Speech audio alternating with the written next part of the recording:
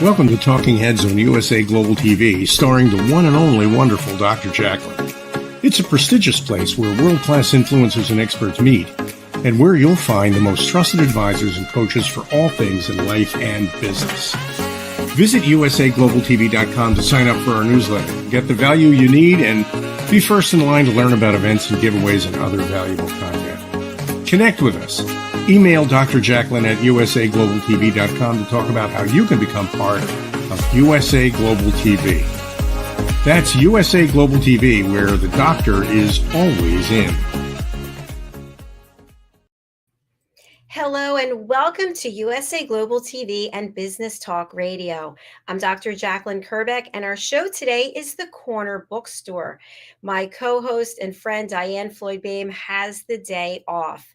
I want to welcome back a guest who's been on another one of our shows, and hopefully he'll keep coming back and sharing his information.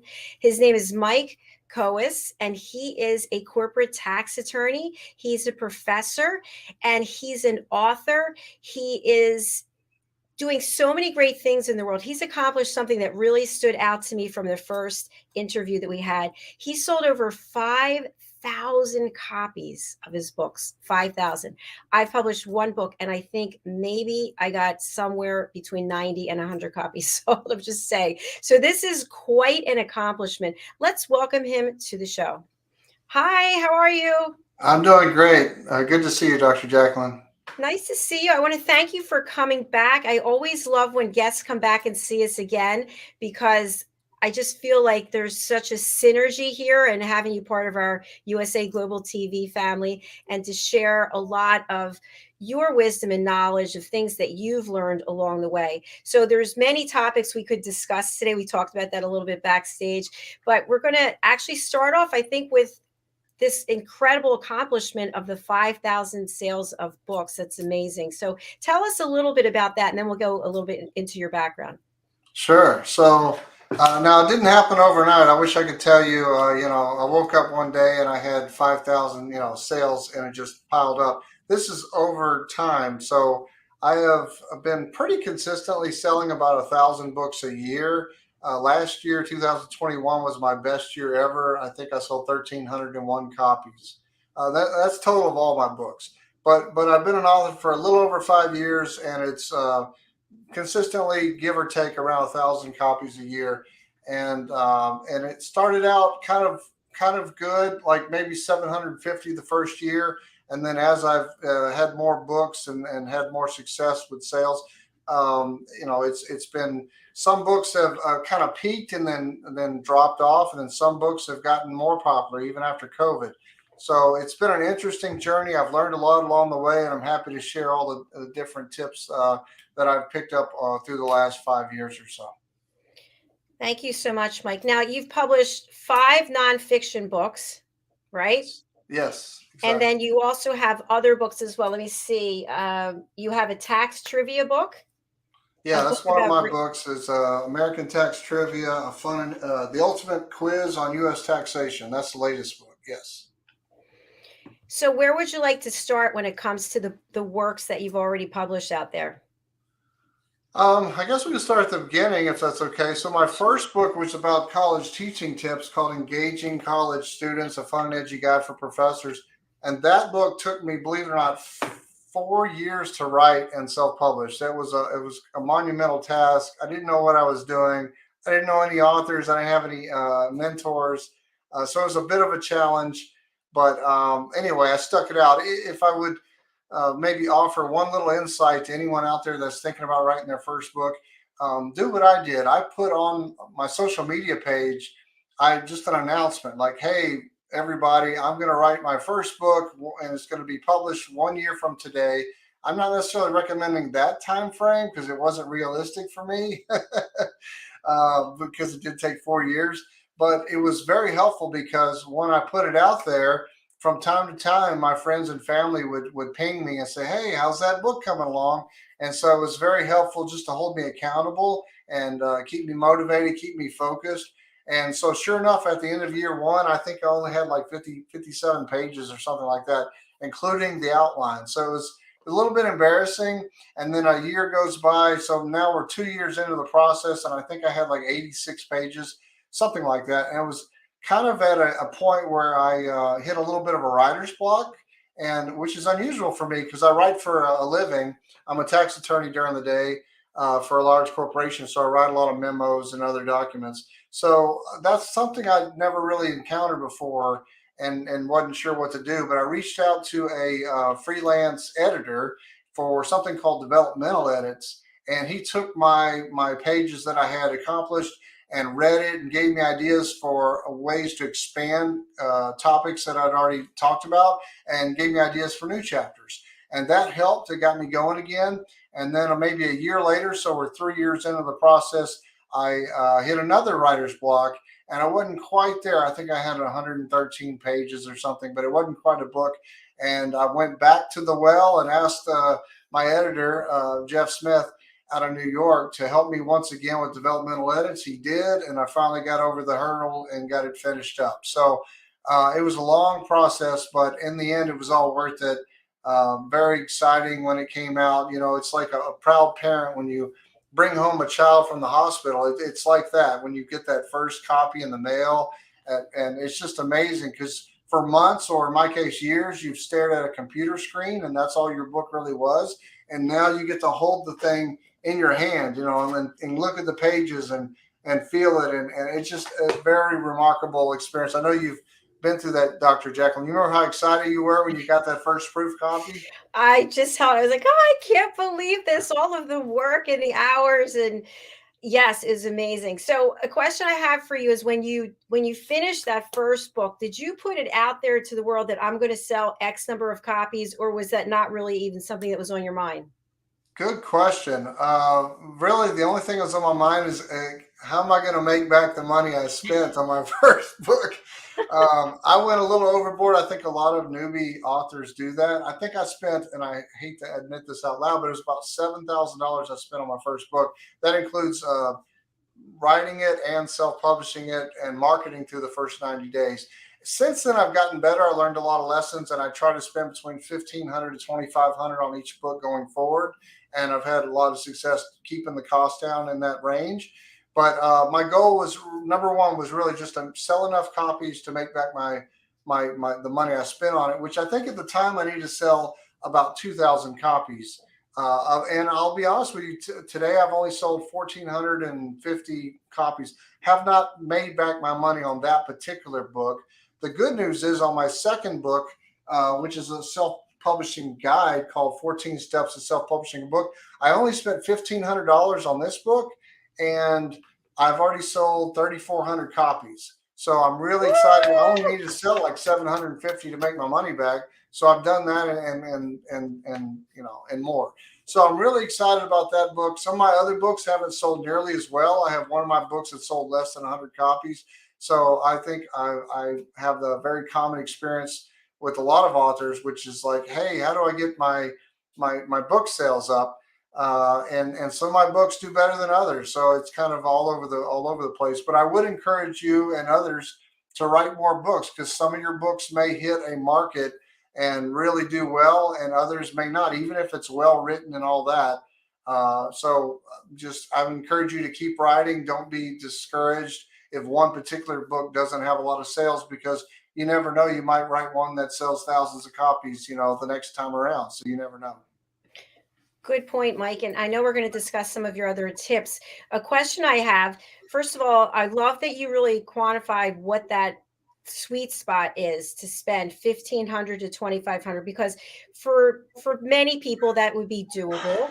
And then to figure out what the return looks like. How are you pricing your book? Also, are you going to be selling it just in wherever it is that you are? If it's the United States, you're going to open it up to the entire world. I did find with my first book that there were certain countries that I went through Amazon that you're not able to get them if you live in certain parts of the world. But something I just wanted to go back to is you're pretty much on top of what each book is doing and in terms of sales. And I know for me, after I wrote the first book, I kind of just forgot about it because I'm doing this and I'm doing that. And I just happened to pop onto KDP for Amazon, and 2 copies were sold last week. I was like, who are they? Like, how did they even know about the book? Because I don't even really talk about it anymore. So how do we stay on top of this baby that we birthed, that we put so much time and money into, to continue to get it to be top of mind? Because I'm not doing that, and I really should be doing that.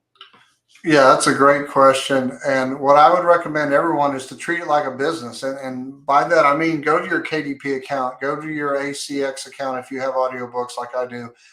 Go to wherever you have a dashboard where it keeps up with your sales and look at them at least once a week would be my recommendation. I'm kind of OCD, honestly, so I look at it every day. But you need to consistently look at your sales. And the reason is, whenever you do try a marketing campaign, maybe you're lowering the price, or maybe you're doing a big giveaway, or whatever it is that you're doing to try to get your name out there, you want to stay on top of your sales so that you know what marketing efforts are working and which ones are not working. So if they're not working, you want to try something different next time, or tweak it, or whatever your campaign was, try to do something a little different, or maybe drop that strategy and try something else. So keeping tabs with your sales, at least on a weekly basis, is very important. And I record them. I have a spreadsheet and I write down once a month. I don't do it every day or every week, but I record each book's sales for that month, and I keep a running tab. And that helps me stay on top of things. Also, you can figure out your trends. All books tend to sell pretty good in December, right? That's a pretty popular time for holidays and whatnot. But some of my other books have peak periods. Excuse me. So, for example, I guess it's January.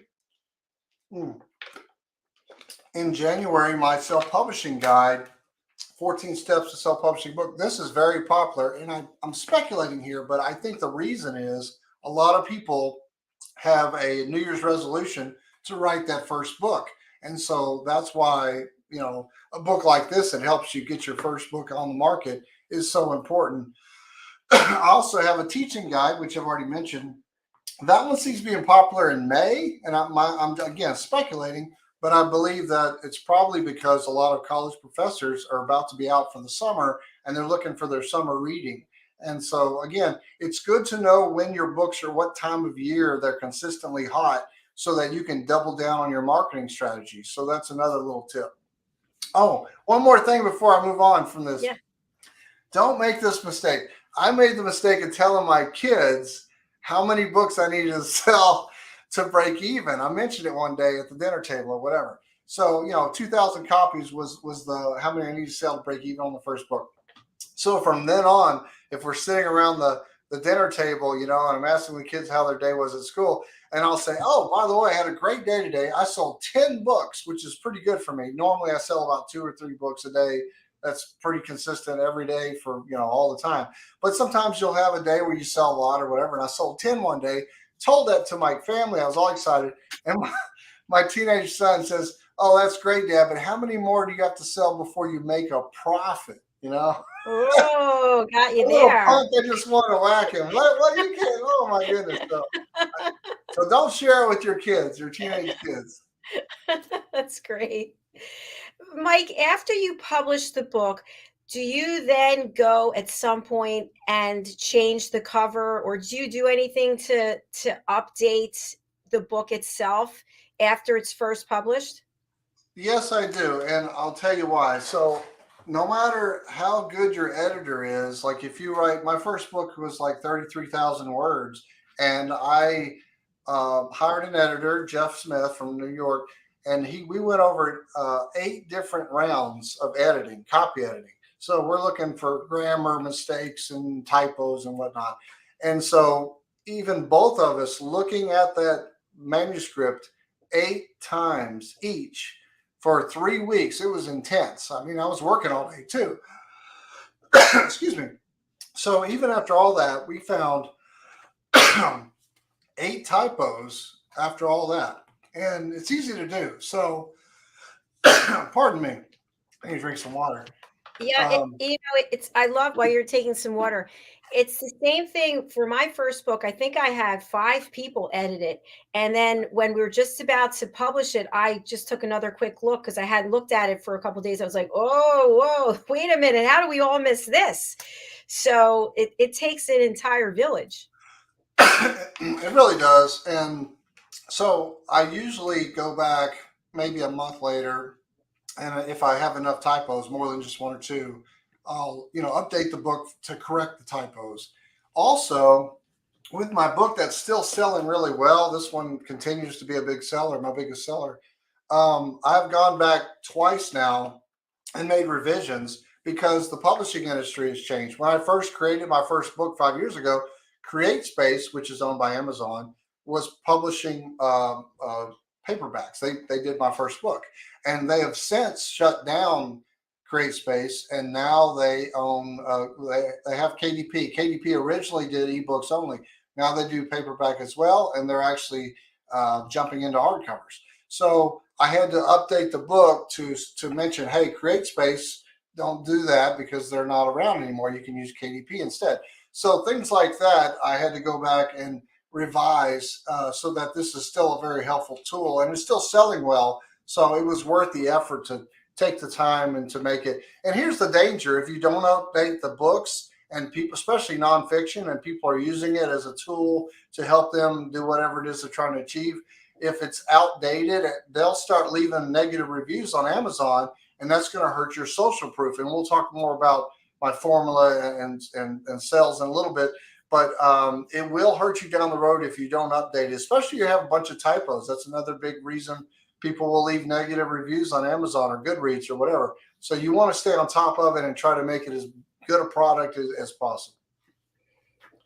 And Mike, you just mentioned GoodReads. Can you share what that is for folks who might not know? Sure. So goodreads.com is a very popular website for readers, and I use it. I've used it even before I became an author. And you can kind of talk about books. You can put like goals, how many books a year you want to read. I think I'm doing 20 this year is my goal. And so I read all the time just for fun. And whenever you whenever you read the book, if you like it, you can leave a review there, just like you can on Amazon or anywhere else, and other readers will see it, and they'll comment on your book review, and say, "Oh, I thought the same thing," or "I disagree." So it's just a great platform for readers. Really, it's not really intended for authors, but they do have an author dashboard and a way to participate as authors. You basically claim your book, and then you can keep tabs of people that are saving your book and reviewing it. You can see all the reviews. So it's a great way for you to stay in touch with your readers and get feedback directly from them, and just connect with other readers as well. I love that. Thank you for sharing that. Mike, you had mentioned on our last interview, if you are an author who is looking to make this a revenue stream, right? There's a big difference, or it's just kind of a hobby, you just put it out there.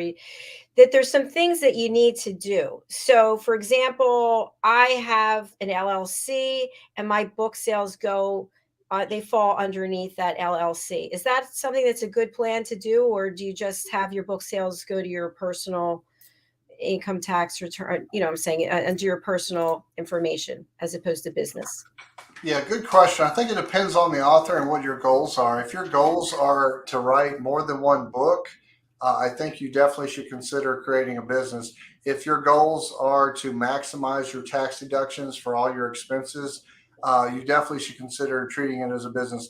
If you're only going to write one book and it's just your memoirs, and you're only going to hand out a few copies to friends and family, and you're not really worried about sales or keeping track of sales and expenses and tax deductions, if that's not your goal, then maybe just stick to treating it like a hobby, and that's fine. Nothing wrong with that at all.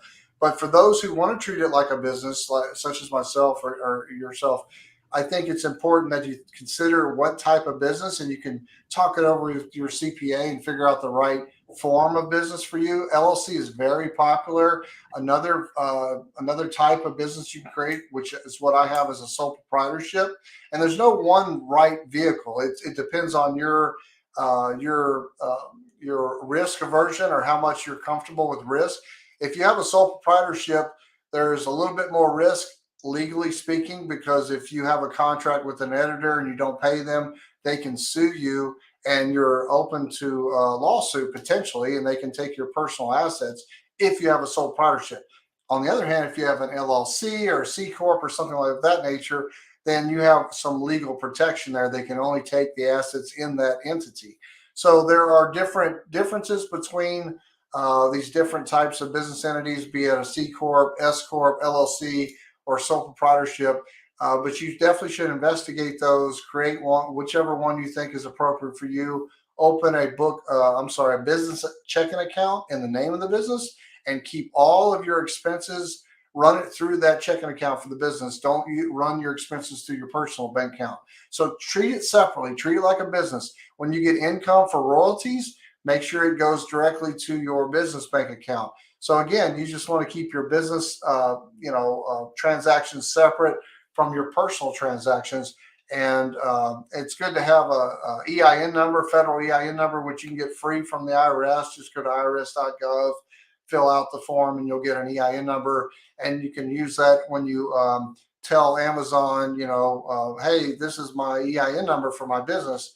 So again, just treat it like a business, and you should be able to maximize tax deductions that way.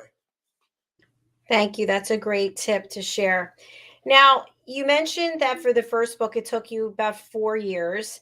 And at some point, did you think to yourself, oh, I need to have a marketing plan, or how am I going to market this? Or when did that actually pop into your head? Because I know for many authors who at least come on this show or others that we have, they're not really thinking about it. If it's the first time, they're consumed with just writing it. It's like, yes, I wrote it, let's get it published. But you want to make sales. So when do we start putting into play a marketing plan? I personally didn't start thinking about it until towards the end of the 4 year period, and I should have thought about it much sooner. What I recommend, in fact, is for everyone, whether you're going to be self-published like I am, or you're going to be traditionally published, I think it's important that you go through an exercise, what's called a book proposal. You want to write a book proposal, and that exercise is typically used as if you were going to pitch your book to a traditional publisher and ask them to pick up your book and publish it for you. And it's going to make you focus on things like, when you write a book proposal, you have to look at the market. What other types of books are in your genre? What are their sales price? What are their sales ranking on Amazon? It's going to make you look at the book cover design, so you get an idea of what your book cover should look like, so it's appropriate for your genre. And you're going to think about your target audience, and that's probably the number one thing you're going to get out of creating a book proposal, is you want to be very focused on who is going to buy your book. Who are you writing the book for? If you're writing nonfiction, you want to make sure that you cover all the tips, all the information that the reader wants out of your book. If you're writing fiction, you want to make sure your reader is getting all the similar plot or character or theme or whatever that's normally found in your genre. You want to entertain them and make sure that they get all the stuff that they're used to if they read a lot of books in your genre. So you really want to be keyed in on and identify specifically, who is your target audience? Is it a younger audience? Is it an older audience? Is it folks that live in the United States or people that live abroad?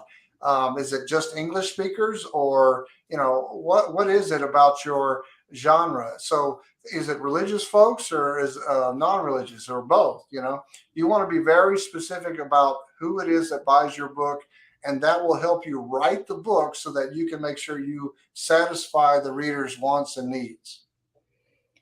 Thanks so much, Mike. Really great tips, as always. And hello to Janetta Barry, who's joining us from Oxford, England. She's also an author. She's watching the show. So we now know that we need to start coming up with a marketing plan.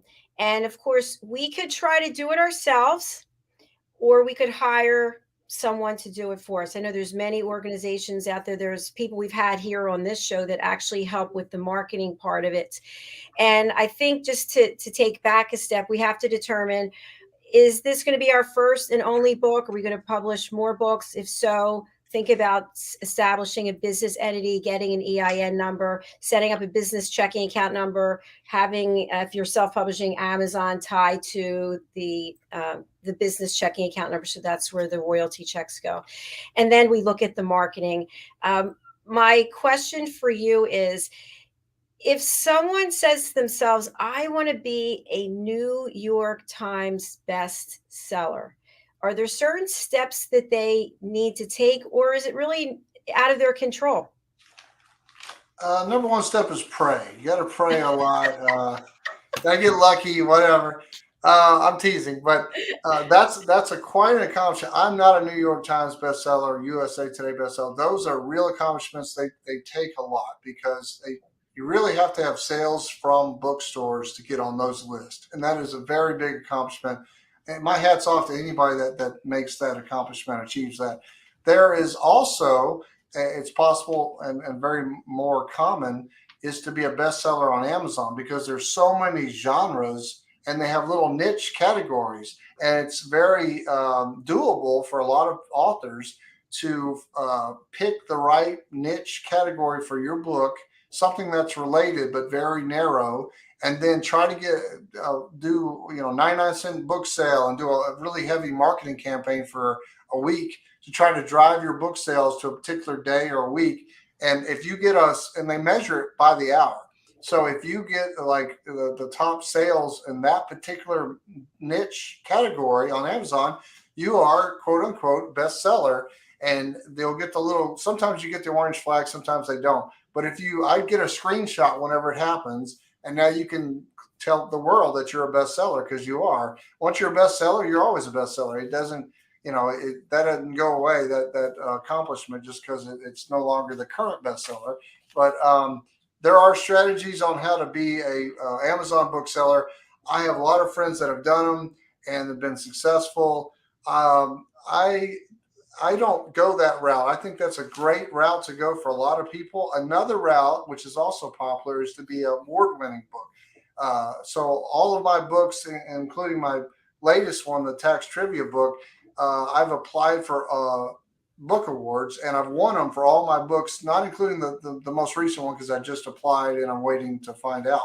But I've won book awards for all my other books, and so now I can claim this as a award-winning book, and I think that's equally as impressive to a lot of readers. Maybe not. Maybe some people are more impressed. Maybe some are less. But it helps you stand out. The whole point of being a bestseller, either New York Times or Amazon for that matter, or being an award winner, is to help you stand out amongst the millions of books on Amazon. So not all those books are bestsellers. Not all those books are from award-winning authors. But if you can claim one of those titles, then that can help you with your marketing because it helps you stand out.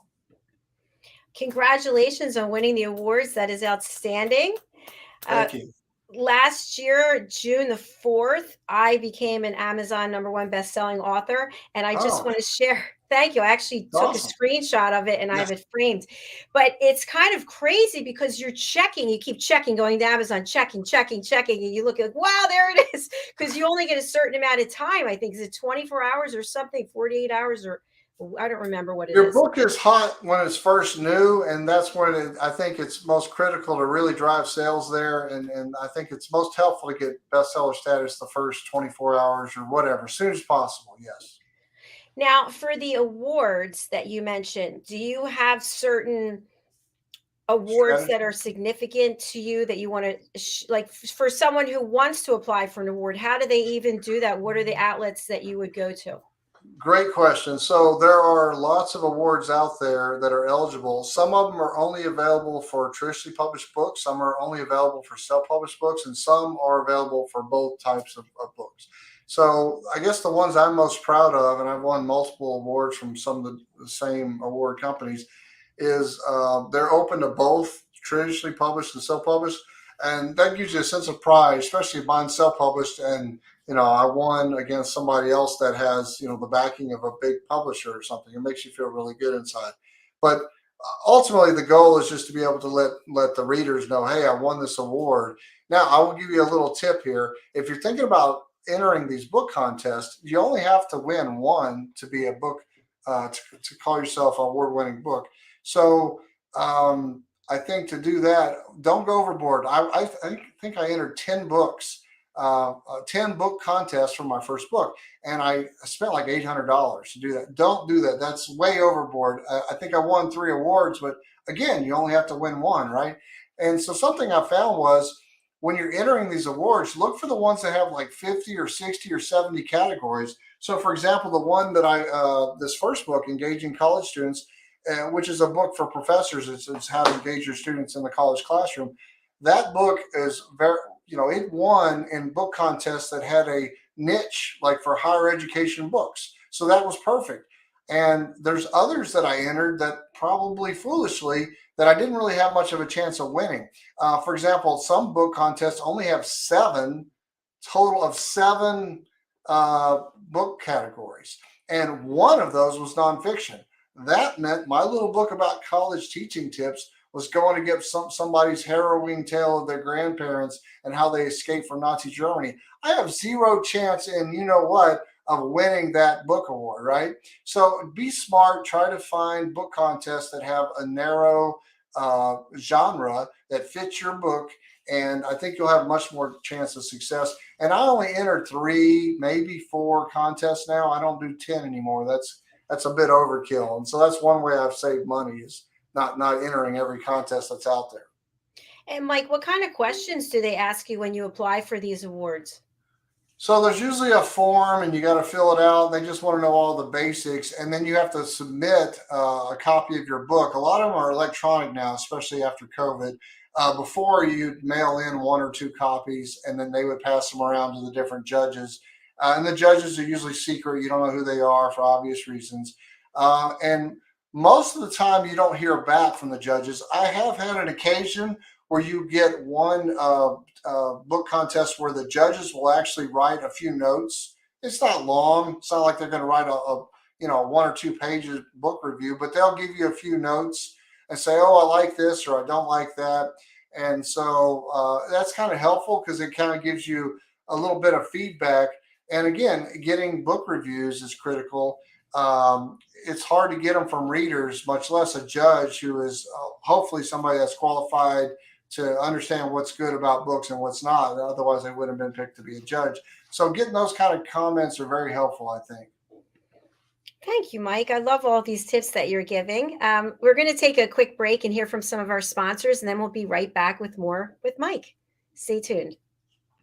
Hey everybody, my name is Ralph Graves Jr. I'm the host of the Ralph Graves Jr. Show, and I want to invite you to pick up my book, Unstoppable. I wrote a book called Unstoppable. It's 7 universal laws that will transform how you pursue and achieve success. The one thing that my 20 years of law enforcement has taught me is that no matter who you are, we are all governed by universal laws, like gravity. But in this book, we're going to talk about laws like the law of forgiveness, laws like the law of control, the law of intelligent practice, the law of expectancy. I was able to see how those, no matter what their background was, those who identified and treated these laws with respect, they were able to go on and lead successful lives. So pick up this book, and you can go ahead and pick it up at Amazon.com, BarnesandNoble.com, RalphGravesJr.com, where anywhere where fine books are sold. Thank you. There are 7.7 billion people on Earth today. 40% of these people are under the age of 25. Young adults are the most fertile mission field in the world today. In Scripture, we see Jesus pouring his life into 12 young adults who he equipped to change the world and all of history. Like Jesus, we believe that the best approach to reach the world with the gospel is to invest in young, emerging leaders and equip them to build disciple-making movements. Concentric is the notion of surrounding and sharing a common center. Our center is the model and strategy of Jesus for both leadership development and ministry formation. As a global alliance, we provide equipping in biblical leadership based on Jesus' example in the New Testament. Jesus modeled for us how to make disciples that reproduce. Focusing on leadership development is key to creating movements that spread the gospel and Jesus' disciple-making strategy to young leaders around the globe. Our Ministry Alliance partners are actively equipping leaders and building movements of multiplication that reproduce the life of Christ.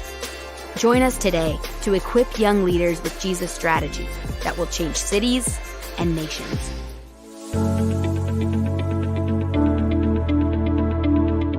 The session that we had with BCAT was really entertaining and enlightening. We were able to put together some very specific steps that we as individuals can take, and it was really fun to all come together and see sort of where we're going as a team and how we can all get there together.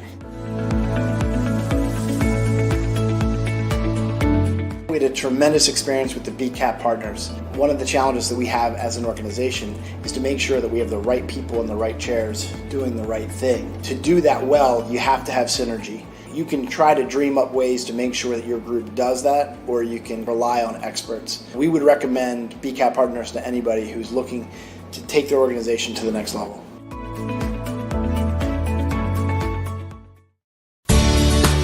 Academy Sedan and Limo is a full-service transportation company serving the Philadelphia metropolitan area with full knowledge of the New York City, Baltimore, and Washington, D.C. areas.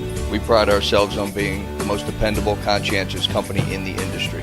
Our always on-time service and dependable pricing make us the company to call for any event or occasion. Our vehicles can accommodate any size party for any occasion. Our vehicles range from four-door sedans to SUVs to minivans to limo buses to full-size tour buses and can accommodate groups of 2 to 100. We offer airport shuttle service or over-the-road service without limitation regarding mileage or time, and no drive is too long or too far. So if you find yourself in need of transportation of any type with any vehicle, give us a call at 610-842-4564 and let us show you what a real transportation company can do for you. Use code ACADEMY2020 to receive 20% off your first 3 rides, including parking and tolls.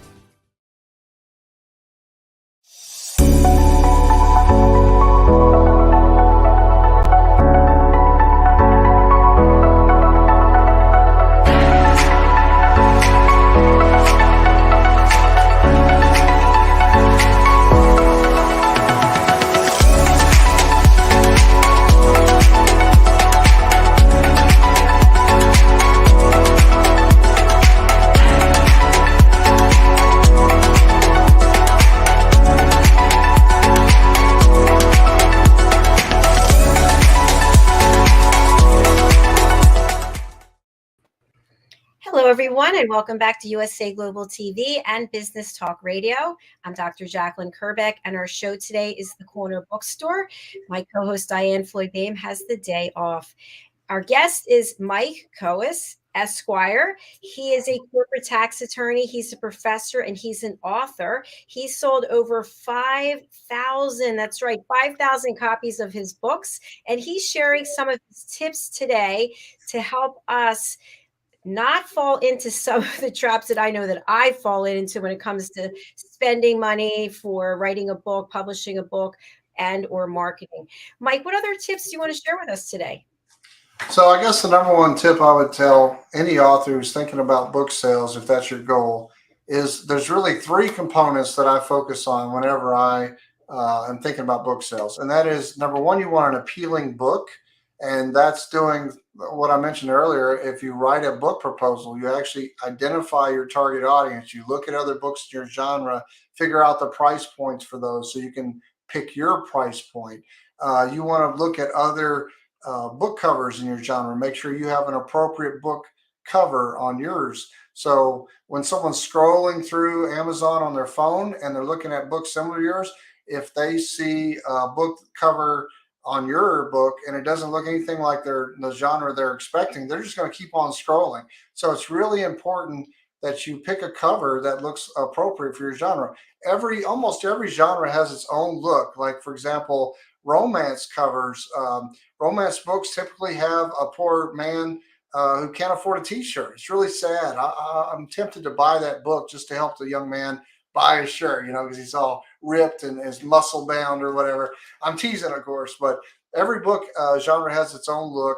And so you want yours to look appropriate. The second thing I think about with the formula for book sales is social proof.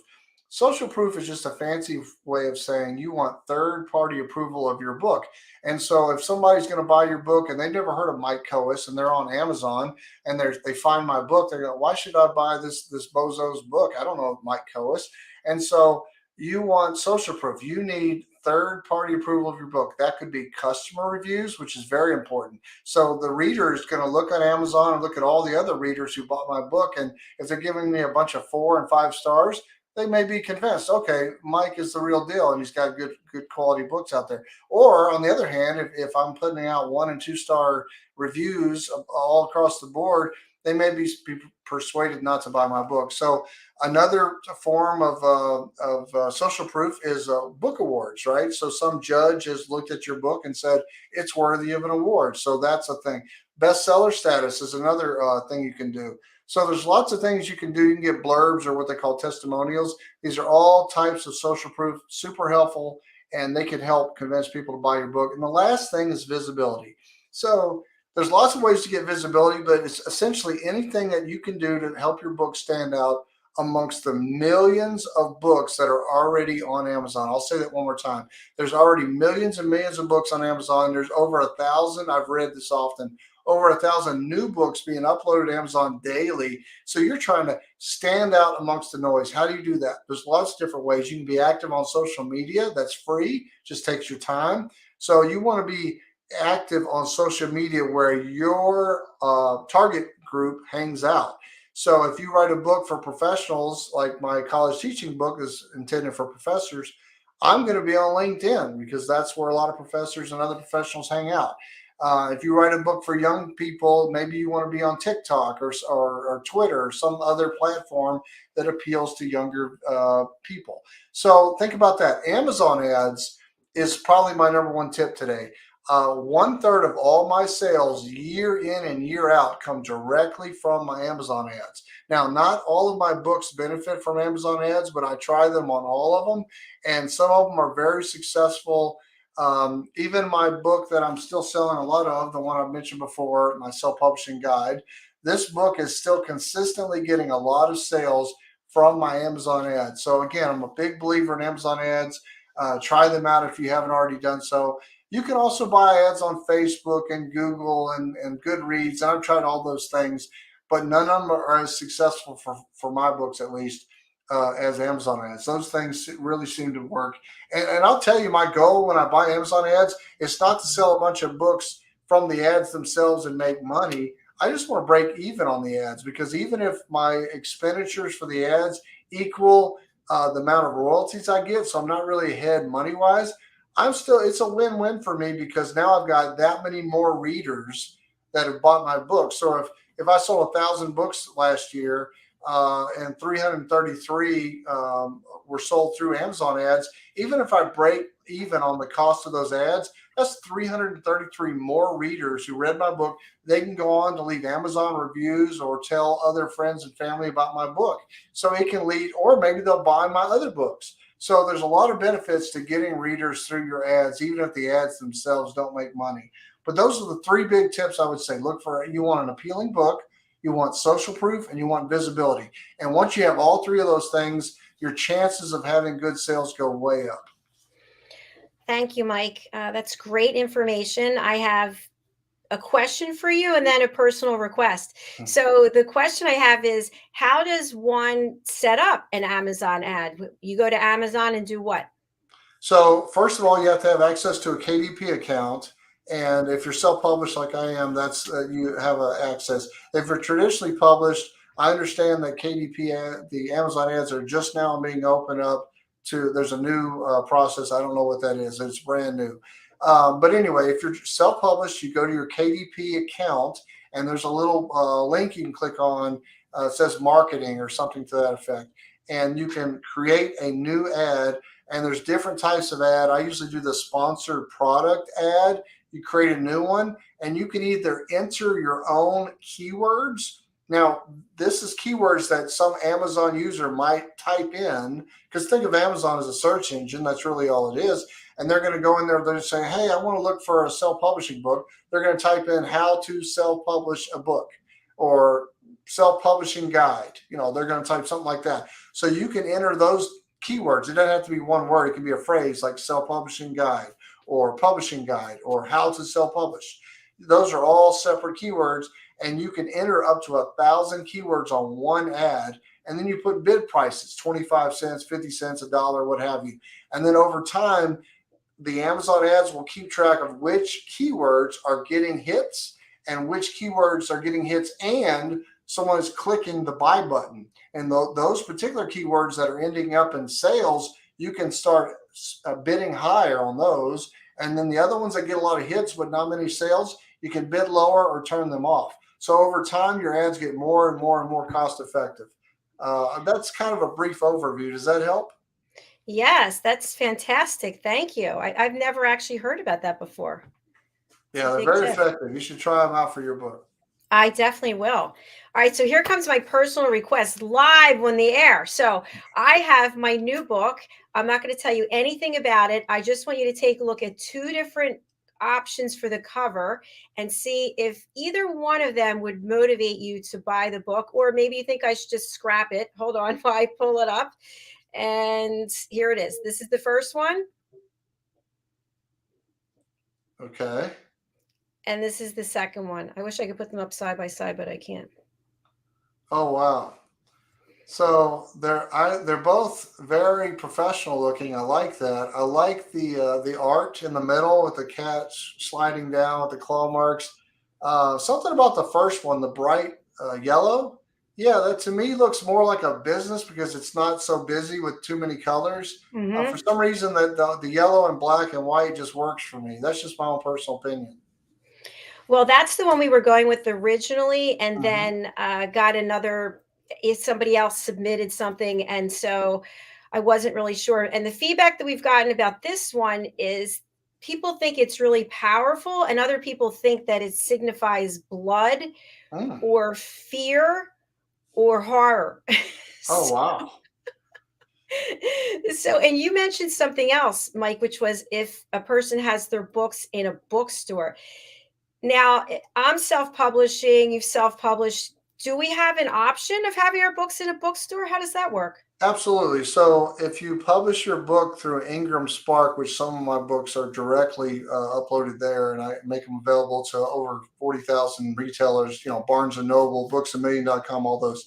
And if you publish through KDP, you have the option to click on the option for expanded distribution, which will put your book into most of those same channels from Ingram Spark. So it is available at Barnes & Noble and Books A Million. So what that means is someone can go to the local Barnes & Noble today and they can order your book as long as it's available through Ingram Spark or KDP if you click expanded distribution. Either one of those, they can order it. But Barnes & Noble is probably not going to put a self-published book on the shelf. They're not going to buy a bunch of copies and stick it on the shelf unless they think they're going to make a bunch of money. And so the trick there is a lot of bookstores require you to give a really heavy discount, which I'm okay doing. That doesn't bother me too much because I want sales and I would love to have my book in the stores. But here's the kicker. Most bookstores like Barnes & Noble will require you to accept returns. So if they buy 1,000 copies of my book, they put them in the shelves and they only sell 200, I'm required to buy back 800 books, excuse me, at their cost, which is going to mean that it's about $2 a book to ship it back to me. So I've got to pay $1,600 in shipping costs. Now I got to figure out what to do with those 800 books. Am I going to store them in my garage? Am I going to destroy them? I mean, anyway, it's a bit of a headache and it can be a bit of an expense for a small guy like me. So I prefer not to agree to those terms, and I'm okay with that. And so my books are not going to be on Barnes & Noble's shelves, but the customers can go to the website or to the store and order my book there. I do get some sales that way, not a lot. Most of my sales are through Amazon, but I do get some sales through Books A Million or Barnes & Noble too. That's great information, especially if we're thinking that, oh, we click that button on Amazon, and if we go into Barnes & Noble, we're going to see our books there. No, we're not going to see them there. So that's just with a traditional publisher. Yeah, traditional publishers have more success getting your book on the bookshelf. But again, it's all whether the Barnes & Noble or whatever branch thinks they're going to make money off of you. And traditional publishers typically pick authors, and they give them a lot of marketing help, and they have connections with the bookstores. And so they'll push the book, and they're more likely to get on the shelves there. If you're self-published and you get a whole bunch of sales, even more than me, there's a lot of really popular self-published books out there that get a lot of sales, and you're more likely to get the attention of someone like Barnes & Noble. And you can go to your local one, even if they've never heard of you, introduce yourself to the manager, and a lot of times they'll let you sell, some of your books through their store, and maybe even have like a book signing or whatever. So you can actually make steps to make that happen, but you got to go in person or talk to them on the phone or whatever, or send them an email. But if you do it in person, your odds are better that you'll be successful doing that. Thanks, Mike. We're running out of time. I've got a zillion questions, but the last question I'll leave you with until hopefully you'll come back again is, what about doing a book tour or a book signing? When does this make sense? Do you need to have so many copies already sold, or when do you actually set up the book tour? Is it right when the book is launched? What are your thoughts? So I think before COVID, that was still a popular method, is to try to set that up. And you want to be thinking ahead of time, because you got to make arrangements. And if you're going to travel, you want to try to do a bunch of bookstores on the same day, or within the same few days, so that you're not zigzagging across the country too much. But for me personally, I don't think it makes a lot of sense to do, especially after COVID. I focus on other things. I do a lot of author talks, 15 to 20 author talks a year. To me, that makes a lot more sense. And I can give speeches or talk about how to self-publish a book, and then sell my self-publishing guide, or how to market your book and sell my marketing guide, because I have a marketing guide too. But for those who do want to do a book tour, that's fine. Nothing wrong with that. But you want to plan that ahead of time and reach out to the different bookstores and say, I'm going to be in town. I'd love to do a book signing. If so, when is it available, and what do I need to bring? Bring a certain number of copies of books or whatever. And so you want to arrange that well in advance. Don't wait till your book comes out and then start making phone calls. It's going to be trickier then. And it comes down to the bottom line, right? How much money do you want to spend in those expenses? And as your teenager said, when are you going to start making money? So what's the ROI on that? So exactly. Great tips here, Mike. I'm so happy that you came back to meet with us. And of course, there's a whole other side of your life that in your as a corporate tax attorney and professor, that we could delve into that as well. Yeah, well, thank you for having me. This has been a lot of fun. Thank you. Please do come back and see us again. And for people who are not able to read the banner, or they're listening on the radio, what's the best way to reach you, Mike? And who would you like to reach out? So if you want to reach me, there's two different ways. You can go to my website, MikeKowis.com, which is spelled MikeKowis.com. And all my books are there, all my speeches, my awards, everything. Or you can reach me by email at mike.kowis.esq@gmail.com. Thank you so much, Mike. And I'm so glad that you came to the platform and that we are gaining all of this wisdom. There's so many people out there who are just writing their first book, or they've already written a book like me and made a bunch of mistakes, and now eyes open, ears open, and not going to make those mistakes again. So thank you for helping us save money and increase our sales, and also bring awareness to the work that we do as authors. Thanks, Dr. Jacalyn. I really appreciated being here today. Thank you. I'll see you again soon, hopefully. Bye-bye.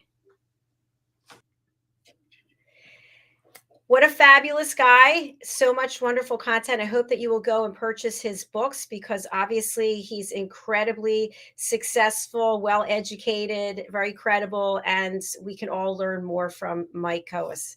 All right, we are going to sign off for this show. Our next show is coming up in less than 5 minutes. It's the Film and Music Show. My co-host is Madeline Chan, joining us from London, and our guest is Sam Sarah, also joining us from the UK. So we'll be back very shortly. You stay where you are. I'm going to run over to the other studio, and then we'll be right back. Thanks again. Thanks, Mike.